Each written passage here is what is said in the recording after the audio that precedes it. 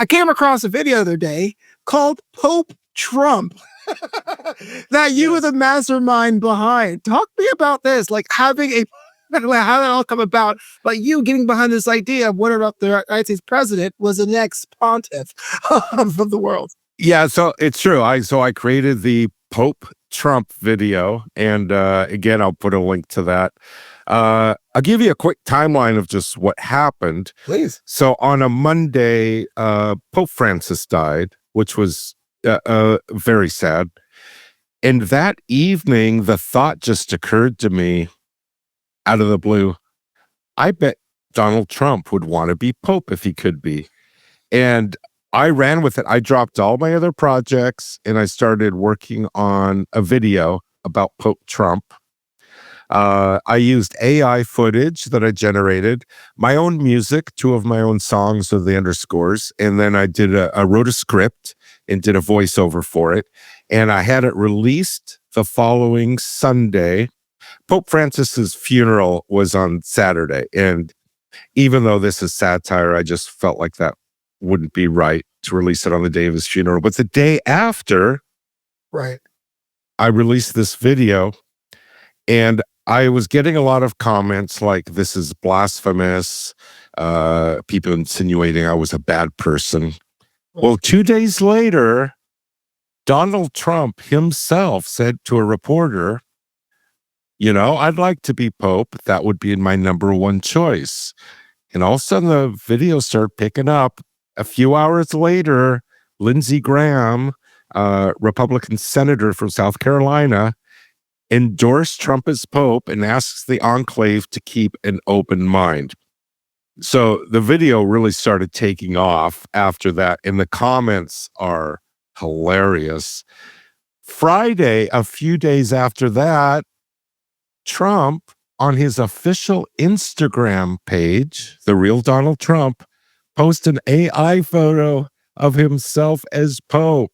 And now the video even took off even more. So as we're sitting here, this is Monday, just a week after I released the video. I don't think the story is finished about Pope Trump. Okay, let's take a step back. There's a lot to unpack here. There is. And the original idea of saying, okay, this is a kind of beyond the pale, absurd thing, and you decided to get working on it. What kept you going? Because you must have known that in the back of your mind, there'd be one person that may say, hey, wait a minute, you shouldn't do this. What made you go, no, this is for the betterment of satire, this is better for parody, I'm going to push through and make it happen? I don't often do political pieces, but I do pieces where I just say, what do I see in the world around me? And when I create those pieces, not everyone's going to agree with what I see. So that's not so much an issue with me. I think of it culturally as, holding up a mirror and saying, hey, here's us. My sense of humor in the world of satire and entertainment is fairly tame. If people are offended by what I do, they're probably fairly conservative, because I have kind of a Scandinavian Lutheran Minnesota background when it comes to humor, like dad jokes, Sven and Oli jokes. That's kind of my world. For me, I don't think anything I do really pushes the boundaries much. And I did redact a lot of the jokes that I thought, this is going a little too far. That's always part of the thing as an artist. When you put it out there, not everyone's going to like it. But again, what's interesting is for 2 days, I was a horrible person. Right. But when Donald Trump said I wanted to be Pope, all of a sudden people were like, oh, can you see the future? Yeah, all of a sudden I wasn't the bad guy. Yeah. Donald Trump was, which is very interesting. The video never changed. Right. You can't argue with a cult of personality. And well, whether or not you agree with Donald Trump or disagree with his policies, you can't really deny there are millions of people that hang on his every word. And so I remember not being familiar with the Pope Trump video at first, but seeing the meme first of him AI generated as the pontiff, which is still an image I didn't think was ever going to happen. Oh, and by the way, that image he posted on Instagram, at the end of my video, I have a thumbnail I created of him as Pope. Yeah. And that image is very, very close to the one he posted. Oh, wow. And again, this video was released 5 days before that Instagram post. So Right. Yeah. Again, it almost felt like it was parody because the image came from his real account on Twitter and Truth Social, I think is the one he also is a part of. But you're right. There are people who are saying, this is a great idea. I love it. And it never doesn't even feel like it's absurd anymore. It feels like, oh, yeah, there are people who would support the chance of someone who is, quote, a self-proclaimed non-denominational Christian to be the head of the Catholics. I found out about it from a comment on my video. Someone said, this was on the Tuesday, 2 days after it was posted. You all know why we're here. And I wrote back and said, well, I don't. Why are we all here? And he was like, dude, haven't you seen? Trump said he wants to be Pope. And I knew they were lying. So, I went to fact check it. And I think it was released by Forbes. And I actually even didn't believe it, even though it was Forbes. Right. I didn't believe it till I saw the video clip myself. Yeah, it was definitely interesting. So, okay. So the actual video you created, you said you used a generated AI technology. Hey, look, we're past the conversation whether or not AI is here. It's here to stay. But how'd you go about offering the prompts of something that was in your imagination to get the machine to get something that was close, that was in your vision? So I used Sora. I have a professional subscription with ChatGPT. But here's the thing. With that, it doesn't really work when you make small changes after you get what you get. So I have to do multiple prompts of the same thing until I find the aesthetic that I think works for what I want to say. So I will generate about 10 clips for every one that I use. And when I use a clip, it's usually 3 to 5 seconds. So to make this 5-minute video, I generated about 700 clips. As I'm working on refining the script, I'll start generating clips in the background. I can only do 5 at a time with Sora, and it takes several minutes. So this was basically 3 days, 12 hours a day, generating clips while I'm working on other parts of the project. Wait, how many hours per day over how many days? So this video took me about 35 to 40 hours to create. I had the idea on a Monday night, and then I had 2 days off from work. So I put in 12-hour days generating clips. That's my favorite part of creating these videos. The hardest part is always writing the scripts. That's even when I write scripts for musical theater, it's a tough process. Yeah, and I know there's going to be some detractors there on the artistic side that would try to discount AI, but I think in my notes in the head of this interview, I said, I think most creators would have just done the easy route and put a camera in front of our face, and did a POV, talk to the camera, 90 seconds, upload it to TikTok and call it a day. But you were very cinematic to think about what that would look like on a grand scale. I've been working with AI for about 3 years now, since it was open to the public. And even last year, I did about over 500 AI videos that I released on my other YouTube channels. But these were short loop clips, not kind of storyboard clips. It was just in December, this new version of Sora AI, where it finally got to the point where I thought, I think I can do some actual kind of long form videos. When I say long form, I mean for songs, 3 to 5 minutes. Even though it's AI, the important aesthetic is which clips you choose, and that's very human. So my friends that have seen this video, they recognize my sense of humor, of course, because I wrote the script, but even my selection of clips, that's a very personal aesthetic. So I don't, this wasn't just pushing a button and creating a video. There's still a human behind all the selections. Well, my favorite part of Pope Trump definitely was the Tesla Pope Mobile.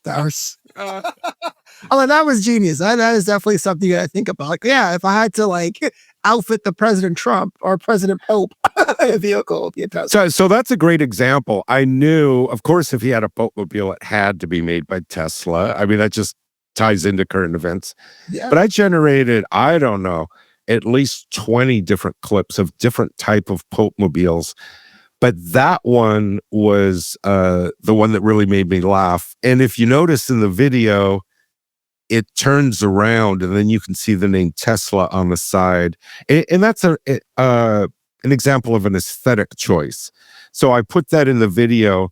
So when they first introduce it, you don't see the name. And then as the voiceover says Tesla, you see the name Tesla on the side. I think those little small details kind of add to the engagement of the video. Yeah, and rightfully so. 'Cause that one lives in my brain rent free. But I guess the question or part of concern I had is that as someone who is a comedian on hiatus, the very nature of satire, especially now in this environment where it seems to be everyone's kind of uptight, it seems, and there's cancellation requests put in for a lot of people. It must have been kind of scary to have what seemed was a point of view perspective on the grandeur what if an American head of state became the Catholic pontiff. So when I created this video, I had just started the couple weeks before working on some other political videos because I do not like the things I see in my country right now. I'm a United States citizen, and I felt a mandate to speak out as an American citizen, and spent several months thinking, how do I speak out? And realized, kind of satire and entertainment is kind of my world. A few friends of mine knew about this video before it was released because I sent it to them for feedback. And I had two people mention to me, are you sure you want to release this? Don't you think something might happen to you? Now, I have to tell you, as a United States citizen, I've worked my entire life in the arts. I have had people tell me, are you sure you want to release this? Are you sure you want to do this? I have never in my life had someone say something might happen to you physically. You might be harmed physically if you release this. And that told me as an artist, there's no question that I should release it. Freedom of speech is something that needs to be exercised. You hear people say, oh, we're exercising freedom of speech. It's a muscle. If you don't exercise it, you don't have it. And at this point in the world of arts, I've never had to exercise that right. Other people have done that. But what's happening in the country right now, I really feel like we need to exercise freedom of speech before it's lost. And my most recent video that I released just yesterday about Trump as Nero kind of talks about this on a more serious tone. Yeah. It is freedom of speech versus the arts is something that seems to be a conversation that's everlasting, especially now with changing demographics and all that. My master's degree is with Colorado State Arts Leadership and Cultural Management. And we spent a lot of time studying the effects of censorship on culture and how culture brings about censorship. And the one thing I remember in those studies is in a authoritarian government, when a country changes governments towards authoritarianism, one of the first things to go is freedom of speech in the arts. My undergraduate studies, one class I took was with Harvard online, and it was the Foundations of Human Rights. And this was, I don't know, about 13 years ago. Those things, on a serious note, they kind of inform some of the things that I'm doing now. Even though it's satire, I am exercising freedom of speech, and I am touching on the fabric of something we're feeling in modern culture in the moment. That is definitely something that you can see in the final product, that you did take the time and we're very conscious of like attitudes and feelings. In fact, even the visual cues, you had just told me before you went live that you actually visited the Vatican before in the past. And how did that relate to making sure everything had an authentic experience? So I work as a music director on touring shows. And in June of 2024, I had a 2-week break. We were performing in Kuwait City and then Rio. So we had 2 weeks off while they transferred the sets. And I decided to go to Florence, Italy. I'd always wanted to go to Florence to enjoy the Uffizi Museum, Il Duomo, the Galileo Museum was one of my favorites. As part of that trip, I spent 3 days in Rome. Now, I'd been to Rome before, in fact, to hear the Pope give one of his Sunday masses. This was years ago, but I'd never gone through the Sistine Chapel, the Vatican Museum. So we got a private early tour through the Sistine Chapel. Of course, I wanted to see the ceiling by Michelangelo. A little bit of that experience is in the video. I was thinking, well, if Trump was going to become Pope, he would probably walk into the Sistine Chapel and think that a lot of the faces should be in his likeness. So that's part of the satire. The art has been redone in the style of Michelangelo, but with Trump's likeness. When we went to St. Peter's, oh, by the way, I had the beautiful experience of hearing a choir perform as we walked through St. Peter's Basilica.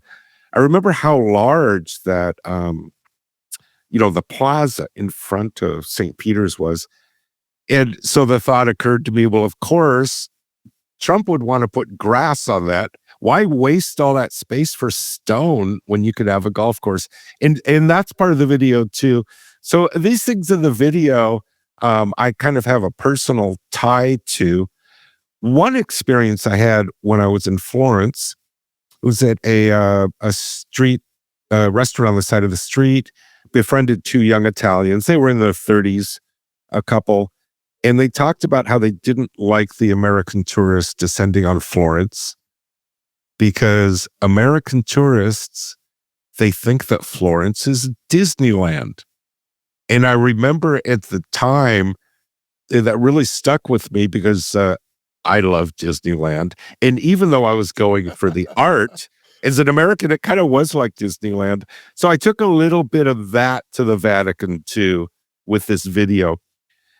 What would it look like? It was a little Disneylandish. So I added in, a putt-putt golf course and things like this. So talk about the elements of your artistic portfolio, all drawing into the final product. That's why it's so solid from top to bottom. Like you mentioned earlier, there are some music cues that you also produced as well. And at the top of the show, we were saying that you were a producer with 1.5, how many billion streams? Yeah. Wow. 2 songs I used. The first was an Agnus Dei that I wrote back in 2001. It's, a section of the Catholic Mass. And that was one of my first picks. Of course, I have to use the Agnus Dei. It just had the right vibe. But as I got into the video, I just felt like it was a little repetitive. So I used to pick me up with another song of mine called A Walk in the Park, which I think I wrote that in 2016. So that's very fun for me too, is to have my own music as an underscore in the video. So the 1.5 billion streams, there's only about 3% of my music library that's actually released under my name. I think, I haven't counted, but I think now it's somewhere around 5,000 songs. The only thing that's changed is the audio recognition now is recognizing when people use my music. So I think it was September of 2024 when I realized I had passed 1.5 billion uses of my music. A lot of this is, some of it's streams, but most of it is shorts. My music is quirky, it's novelty music, and when I was writing a lot of this stuff in the 90s, of course, who would have known what a short was? I just did it because I love it and it's fun. Yeah, of course. But now, so no one knows me, but you've probably heard my music on the background of the short. Yeah, there's like a good small collective of artists that just got in the right time and started having their own libraries online that you hear all the time now. As an artist, you create and stuff happens. Well, like Pope Trump. Who knew that Trump was actually going to say he wanted to be Pope? You don't. Well, if he becomes Pope, would you go to Mass in Rome? No. Okay. I absolutely would not. Right. I just thinking I have to ask, because the opportunity, here's somebody with no political experience becoming president not once but twice. I didn't have to think very long about that. We were talking about your body of work at whole, but then these two projects, Pray the Gay Away and Pope Trump, having more political stance. You say that you're not a political person, but some people can look from the outside in and go, well, these two projects are saying otherwise. Politics never interested me. I'm in the arts. Politics is boring. Let other people worry about that. I did do a Trump parody video. It was about the wall. And it was called El Americano Pharaoh. It's on my YouTube channel. I really loved the song. It got like 700 or 800 views. So I never did anything else. In fact, last time you were on, we were talking about the release of the Pray the Gay Away on YouTube, your play that you wrote and produced. How did it go? My fourth full-length original musical is called Pray the Gay Away. It explores the worlds of gay conversion therapy. When Trump was elected to his first term, I was starting to see a rollback in the rights for the LGBTQ plus community. And it was happening rapidly, and it was disturbing. And around that same time, I met someone who'd gone through gay conversion therapy and shared the experience with me. So I spent 4 years developing and then putting on stage the musical Pray the Gay Away. It talks about politics. To me, it's a cultural piece talking about the culture in the United States and the religious perspectives that were supporting gay conversion therapy. If Obama had done a third term, which of course he wouldn't, but if he had done a third term, I don't think I would have written Pray the Gay Away, because there wouldn't have been a reason to. I wrote Pray the Gay Away to bring the topic of gay conversion therapy to a wider audience. And I do it with satire and humor. I released it on YouTube a couple months ago, and honestly, it hasn't gotten a lot of views. More people saw it live than have seen it on YouTube. I can pop a little link up here or in the video description and encourage people to watch Pray the Gay Away, the musical. It's on my YouTube channel, and the price is right. It's free. This Pope Trump video. Of course, if Trump was not president right now, I wouldn't be doing a video like that. So this work that's becoming increasingly political, to me, is a reflection of the times we're living in. I'm inclined to agree. Coming from the comedy world, like I grew up on late night comedy, and I'm a certain age, so the Tonight Show with me would always be with Jay Leno. I know there was Carson there, but you remember back then, 30 years ago, everyone kind of got it, right? Everyone kind of got jokes, because if you're a politician, they're a common man, you punch up, you never punch down. But now more than often, you're seeing that whether you don't want to politics or not, your work and your perspective has to address some of the issues because you're so apparent in our everyday lives. Politics, in the past, when I was younger, it would come to the forefront around the presidential elections. And then everyone went about their business. And everyone was friends again. And then 4 years later, everyone got worked up for a few months. We were still friends. The different sides, the different parties. What's going on now is it just does not stop. It is 24/7. And it's vicious, and none of my work will ever promote violence. The people that said to me, "Are you sure you want to release this? Will harm come to you?" These are different times. This is not the America I have ever known. It's not the America that I support or believe in, and it's not the America that I would want to live in, frankly. Yeah, the idea of your fellow man and citizenry is, for lack of a better phrase, changing over time. It is evolving in a very terrifying way. for me. Some will say devolving, but that's another issue for the time. Yeah. Pope Trump available now on the YouTube platform. I want to watch it 3 times myself, but I just appreciate your coming on the show and just talking more about the process behind it, the reason behind it, and how it's more relevant now than it was when you actually uploaded the first day. As an artist, I follow the river of ideas and concepts, and so many people have said they want more. And a lot of people in the comments have even given me ideas. So there's going to be quite a few more Trump satire videos coming up, as long as people are enjoying it and there's a reason to do it. I'll continue creating these. Well, Conrad, I appreciate you being on the show once more. Here's the fun part. Now you get to advertise where the YouTube channel is, other projects down the pike. Let us all know. Conrad Askland on YouTube. I've released short versions on other social media channels, but the best versions will always be on YouTube. It's the full horizontal versions.